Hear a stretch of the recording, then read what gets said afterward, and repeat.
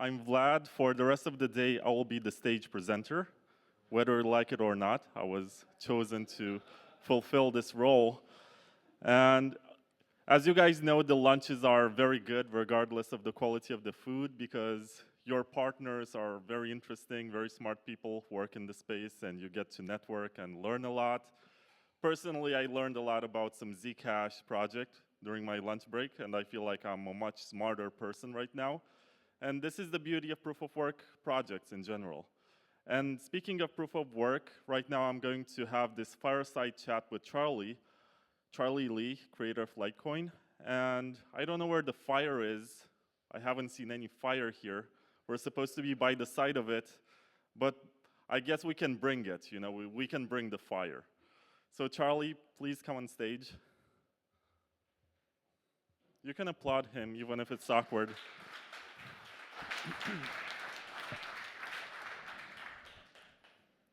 I decided it's a good idea to sit down for this. Hey. So just in case you're not aware, Charlie created Litecoin back in 2011. It was his second coin, as far as I know. He tried to launch a fair version of Tenebricks initially, and it was called Fairbricks. And it was proof of work. It had a fair launch. It did not succeed, but Litecoin has been around for 13 years now. And I agreed with Charlie that the first question is going to be pretty existential in the sense that he has been around in the space for about 14 years now, and he is... 13. 13. Okay. He's pretty financially satisfied. I'm not going to say rich or whatever. I'm not going to make assumptions. But he's in a position where he would not have to work anymore. Yet he wakes up every morning and he still works on Litecoin. He could be working on other projects, and I'm trying to understand why. So could you explain to us, Charlie, why you're still working on this? Yeah, I guess when I first got into this space, I saw Bitcoin as like a game changer, a better form of money that the world has ever seen. So I guess I'm passionate about working on that, making Bitcoin, Litecoin, the best form of money that we've ever had throughout the history of humankind. Yes, but you're working specifically on Litecoin, and it's your creation. It's something that still has users, still has a community, and you could be working on something that is maybe more exciting for investors, yet you still work on Litecoin, and also you finance Lightning. But why is that? I mean, I don't care about working on something that's more interesting to investors, right? I care about working on sound money and making Litecoin better. So, and indirectly, that helps Bitcoin also. What is special about Litecoin right now? And why would you say it's an exciting project? What makes you excited about Litecoin? So the thing I've been working on recently, or that I've been pushing for recently, is making Litecoin more fungible, adding a privacy layer to it. It's something that is, I feel like is like the one missing piece from Bitcoin and Litecoin. When I first found about Bitcoin in 2011, I saw it as kind of a better form of gold. So it's kind of like gold, but it's digital. It's just a good sound money. But the only thing that is missing from it, even back then, was fungibility, because of the history attached to every Bitcoin that is spent. Each one Bitcoin is not equal to another Bitcoin, which is something that I think is important for money. Yeah, it's very important. And I got to ask you, do you believe that, for example, Linux scales with every fork of Linux that exists? And you're going to have a version of Linux that looks like Windows, and that's catered for Windows users. And you're going to have a version of Linux that is for developers or for servers. And do you believe that in the case of money, you're going to have something similar, with Bitcoin being this initial project, and then you're going to have different other coins and chains and networks for different use cases? Or do you see it returning to Bitcoin? I feel like just like in past history, where, I mean, this is where the term Litecoin is silver to Bitcoin's gold came from, right? Where civilizations have used gold and silver and other forms of money at the same time, where they're for use for different use cases. And I feel like this will continue to be the same with people using Bitcoin and Litecoin for smaller transactions. And of course, there will also be people using L2 and other scaling solutions on top of Bitcoin. But I feel like Litecoin, there's room for both. You mentioned that you're working on making Litecoin more fungible, and you were not very specific about that. And I think a lot of people in Bitcoin specifically are not aware that there is the Mimblewimble extension block, which was added to Litecoin a couple of years ago. And how would you describe that, and why should people give that a try?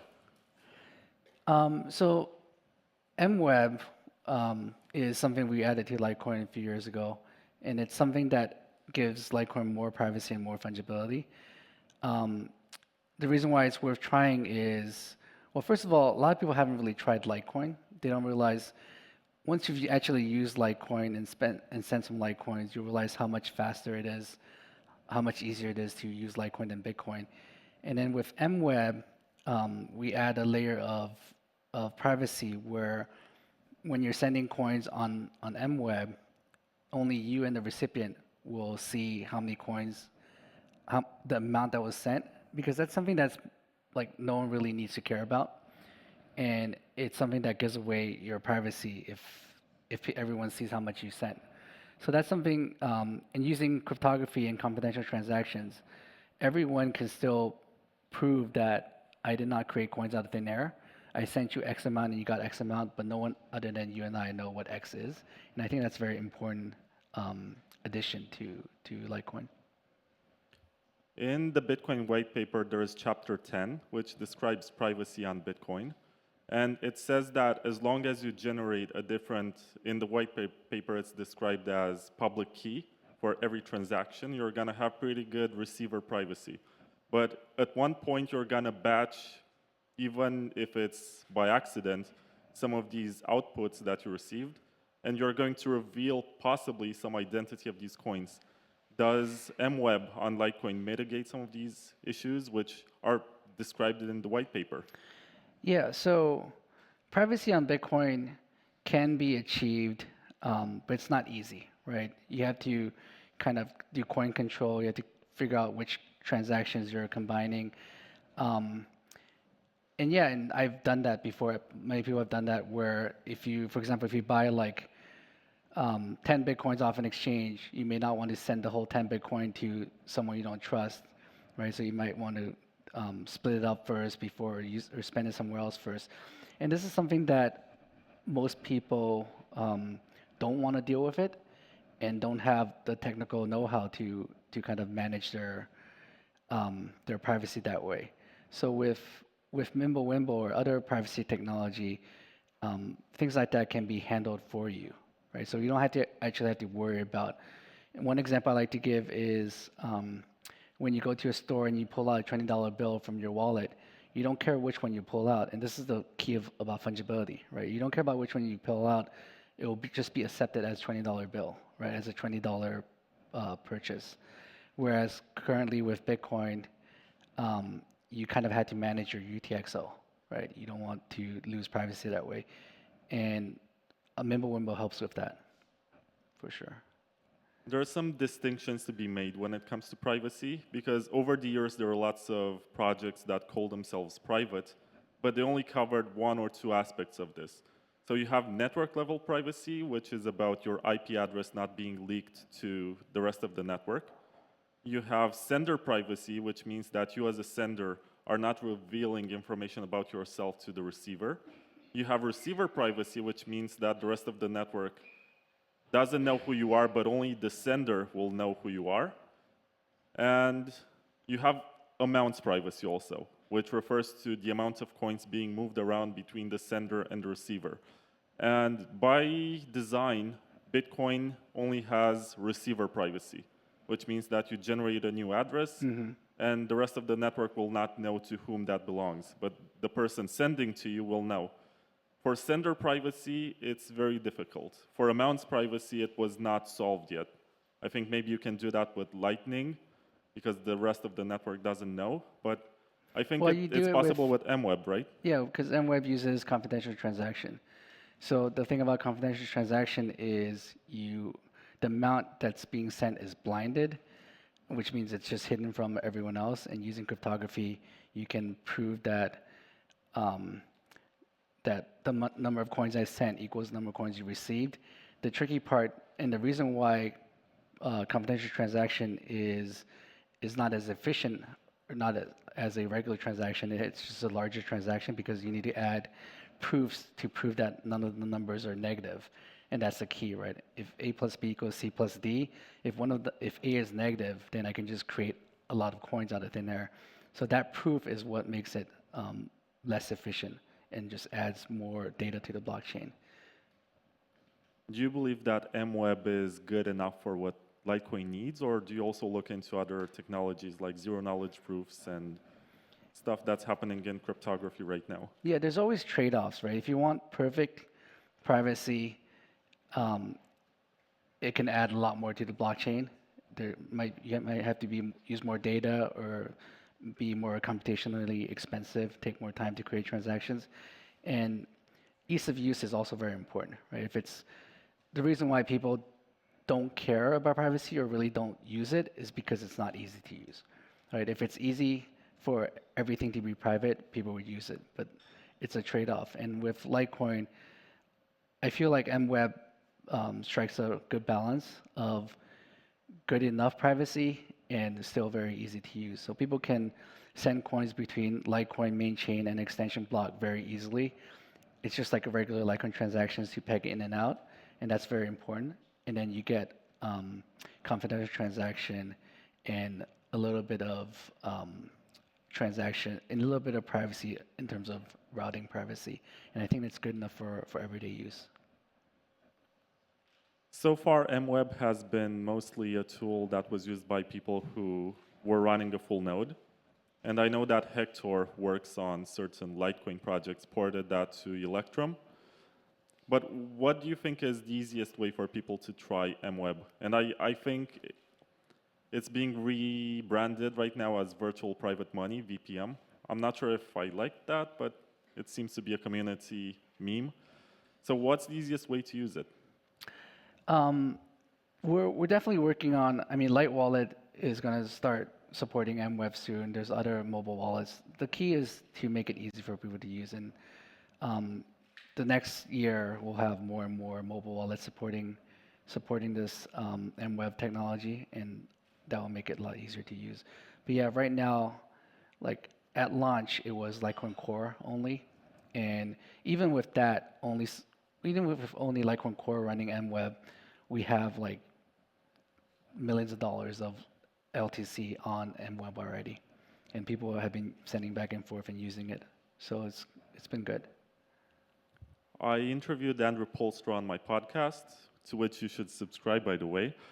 And he is the creator of MWeb. He's not the creator of Mimblewimble, he's not the creator of extension blocks, but he came up with this idea to put them together to help Bitcoin become more private and scalable. And he's no longer a fan of it. He believes that in the post-Taproot era, he should be working on TapScript and some other constructions which he finds interesting. But my question for you is, do you believe that Bitcoin will one day use MWeb as a way to gain more fungibility? It's tough. Bitcoin is very conservative. So MWeb will require a soft fork, and soft forks on Bitcoin have been quite controversial, as you know. So I would be surprised if Bitcoin adopts something like MWeb, but I do believe more work will be done on Bitcoin, even layer 1, to add more fungibility and privacy. Okay, so you believe that Litecoin will be basically the exclusive one for MWeb, or the one that you should be using to access this technology. So that's basically the selling point for it right now. Right now, yeah, for sure. Right now, with Litecoin has MWeb already launched, it's definitely more fungible and more private than what Bitcoin has. Would it be fair to describe Litecoin as the most liquid and accepted privacy coin around?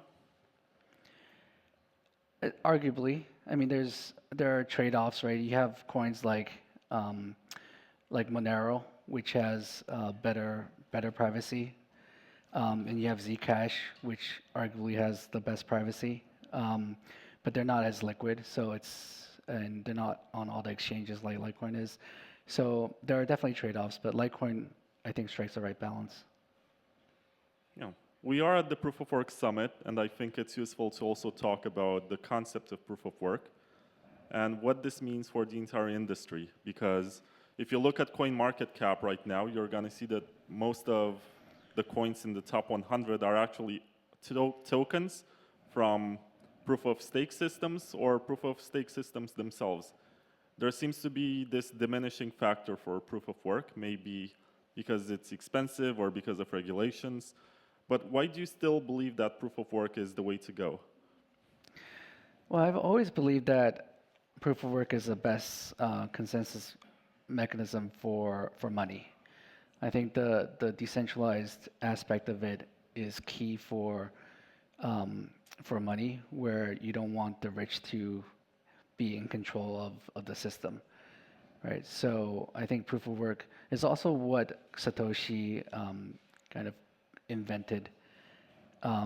There's always been proof of stake. It's not something that is new, whereas proof of work is new to money, and I think it's what actually makes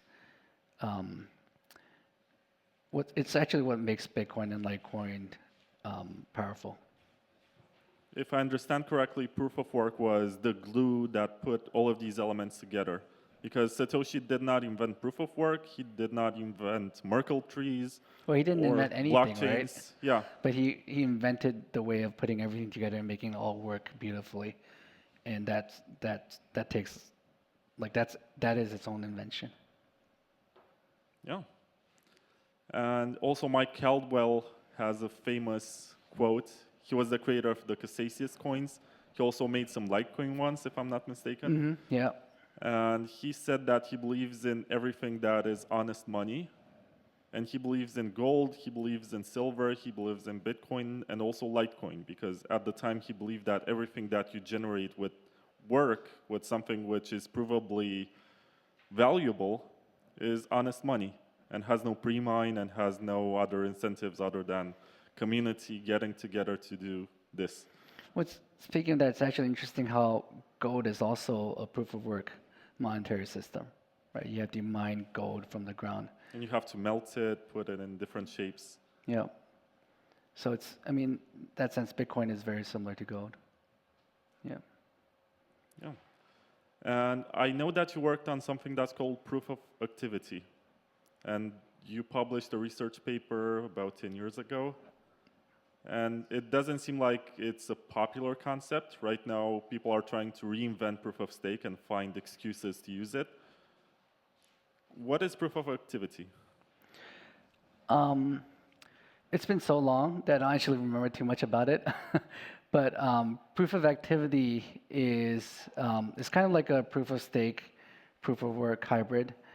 And one interesting thing that came out of proof of activity is a concept that I thought of, which was, I think I called it like follow the Satoshi algorithm, which is how you can track every Satoshi from now until all the way back to where it was first mined.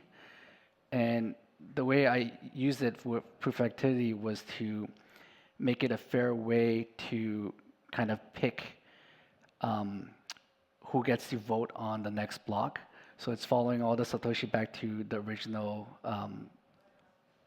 block that mined the Satoshi, actually moving it forward, going back from the original block that mined the Satoshi all the way to who owns it right now. And doing that, you can pick whoever gets to vote by picking a block, right? A Satoshi in a block. So what's interesting is that this algorithm is actually what's used for inscriptions, for how to inscribe based off of which Satoshi when it was first created. So even though proof of activity didn't go anywhere, this algorithm is actually used today. I think the advantage of proof of work is that you can get coins without actually spending money to get the coins, which means you're not affecting the market directly. Whereas in the case of proof of stake, you have to buy the coins from someone who already issued them. and there's no other way around it. And if you want to earn more, you have to stake your coins and receive rewards. So I think proof of work, and would you agree with me when I say that proof of work is an integral part of decentralization? And without it, the system is permissioned to the least. I think it's different though, right? So you're talking about kind of the issuance aspect of proof of work, where coins are created from mining, but that would end after like 140 years or so, right? But the proof of work system will still work even after all the coins have been issued. So the reason why proof of work is decentralized is because it takes actual real world resources to secure the chain. So it's backed by energy, right? It's backed by something that is real. Whereas with proof of stake, it's not backed by anything other than the concept of who owns what coins, right? So that's the main difference. And because it's backed by something that's real, like real world resources, makes it,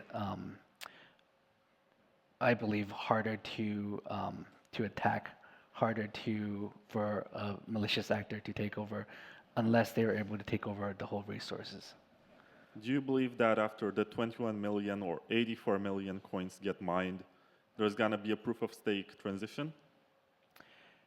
It's a very good question. Like, no one really knows. This whole thing is an experiment, right? So after, or when we get near that, when the amount of Bitcoin that gets created every block is so small, potentially it becomes an issue, right? Right now, arguably the amount of Bitcoins produced is more than enough to secure the network, right? It would cost someone hundreds of millions of dollars to attack the network. But if the block keeps halving, and let's say the Bitcoin price doesn't keep doubling every 4 years, then the amount of Bitcoin that gets created every block will become less valuable over time, and that could become an issue. And that's exactly what happened with Dogecoin, right? Dogecoin had a algorithm where every month or 2 months it would halve, the block size would halve, and it got to a point where it would be like, it would take $100 to attack the network. And that's why Dogecoin went with merge mining with Litecoin to secure the network. So would something like this happen to Bitcoin? I don't know, and I may not live long enough to find out. But what's interesting is that Litecoin, because it's merged mined with Dogecoin, actually has a different end game than Bitcoin today, right? Because Dogecoin block rewards don't have anymore. It's fixed at a certain amount. So Litecoin right now, because it's merged mined with Dogecoin, effectively has tail emission, which is something Bitcoin doesn't have. So it'll be interesting to see what happens over time as Bitcoin reward halves, whether or not Bitcoin would need to do something drastic to fix it. If it is a problem, we don't know. Actually, it will be a problem.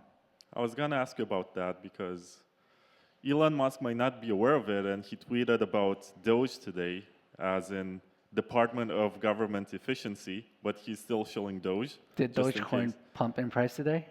I have to check. I'm not sure. But basically, whenever he does that, he's indirectly promoting Litecoin because the transaction fees are going to go to the Litecoin miners.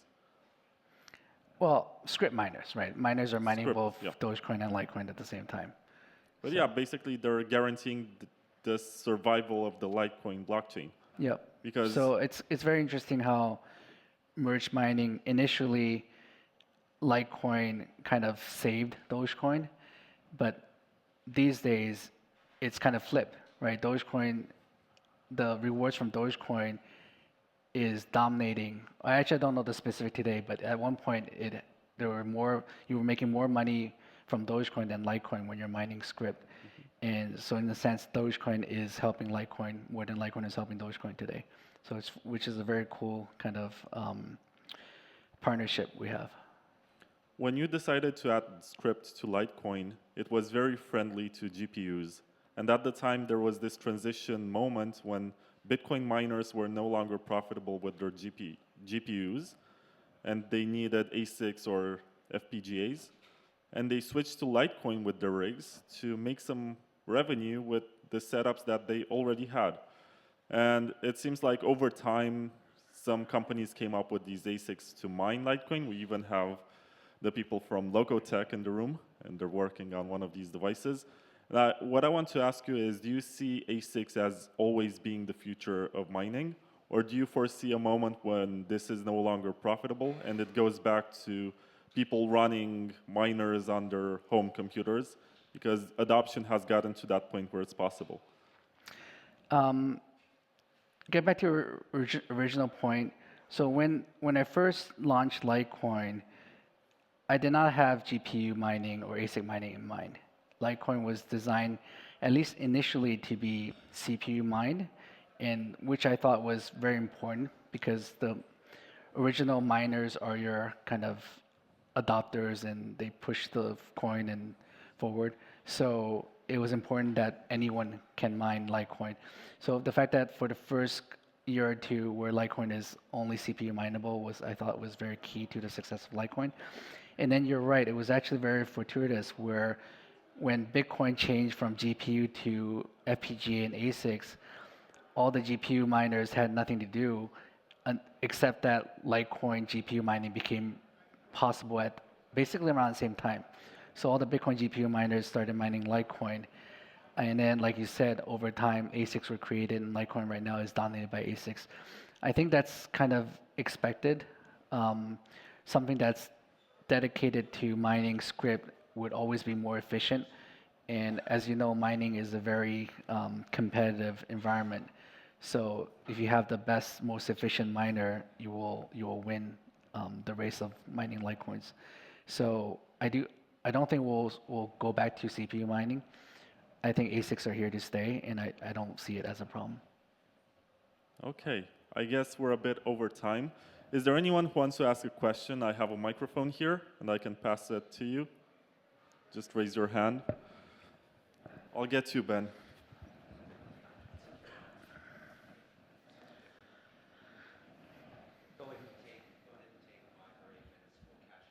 Okay. All right.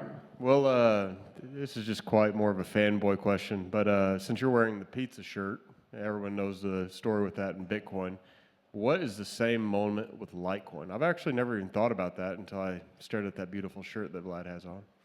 What was the first purchase with Litecoin? Like a coffee or something? First purchase of Litecoin. I actually don't know, but the oldest thing I remember doing was, like you remember you talked about Mike Caldwell creating Litecoins, physical Litecoins. So he actually created an acrylic coin with an L on it that actually looked like the original Litecoin logo, and he gave me a bunch of those, and at the time, people really liked it, so I wanted to give it away, but I didn't want to charge anything for it, so I want to give it away for free. So all I said was just pay me the postage, and I'll send one to you. And at that time, Litecoin was like less than a cent, I think. So postage cost like 70 Litecoins, something like that. So I got paid 70 Litecoins at the time for one of these tokens, and that was one of the first kind of sale I've done with Litecoin. That's like $42,000 today. Something. 49. It's $70. Yeah, that's very expensive Litecoin acrylic token. But those are really collectible today. They're probably actually worth more than $4,900. Next question.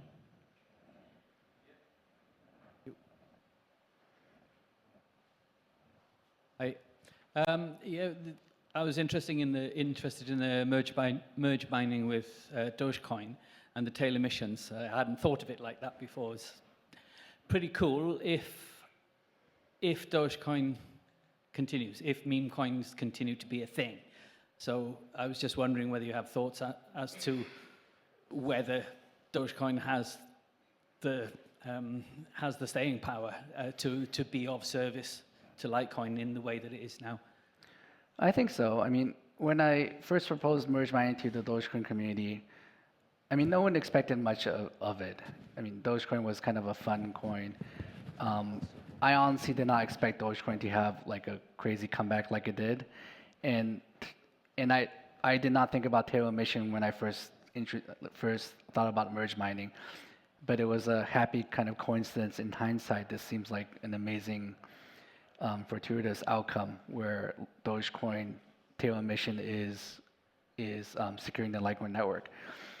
I'm not sure about all these other meme coins. I think Dogecoin has staying power, just because it's the first one. But there's definitely a lot of other coins that I really don't understand why they're valuable. Okay, if there are no other questions, thank you very much for participating. Thank you, Charlie. Thank you. You can ask him more questions over coffee or something.